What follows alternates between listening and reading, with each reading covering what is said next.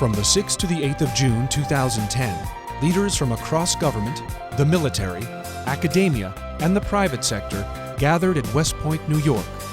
They were led by the Army's Human Capital Enterprise. The purpose was to explore innovations in talent management for the Army's officer corps.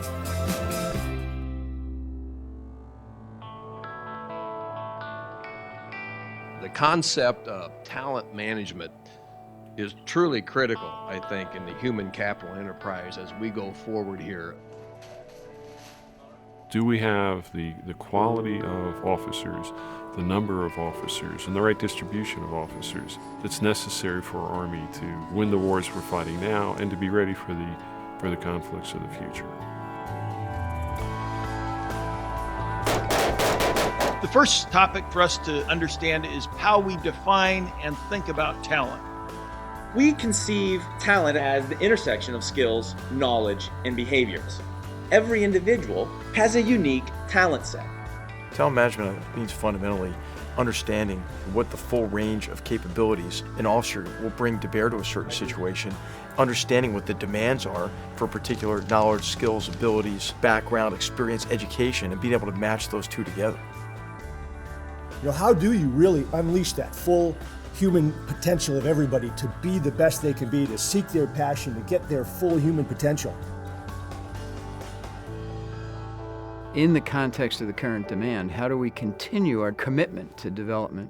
How do we ensure that we're developing our soldiers and our leaders, managing their talents, plural, for the betterment of both themselves and for the institution?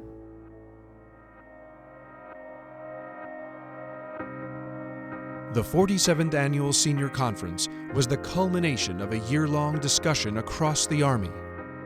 A web-based virtual conference that allowed thousands of officers to share their concerns and ideas. Right now, I think we're getting enough weak signals to say that a crisis could be on the horizon. And so that's why we're here. We're here to look at those and to take action right now that is thoughtful and that will make a difference. We're going to find a lot of things that we don't want to change, that we simply want to adapt. And then we're going to find some things, I think, that we really should change. The educational underpinnings and the development of the core components of the officer corps, I think, are eroding. Now is a very important time to take stock in who we are, where we are, what are we doing, and determining how can we stop some of this erosion.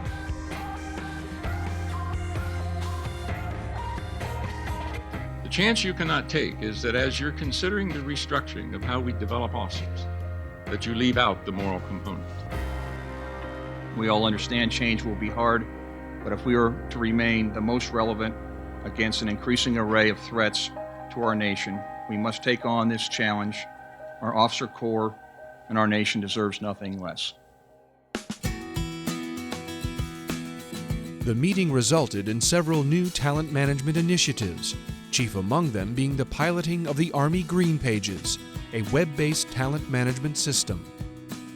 It's a more transparent, a more collaborative employment management tool. Instead of just having officers assign officers to slots, it's going to be really looking for the right fit. And who doesn't want to be in a job that you're in a right fit? When we put the right person in the right job with the right team at the right time, that's when we see the productivity and effectiveness of an organization soar. Even if the two conflicts ended today, the question we've asked ourselves is, would we just roll back in and just, continue to do things the way we've always done them? The answer is no. The last couple of days was compelling. It was persuasive, actually. So what I've got to do now is build that emotional case for change.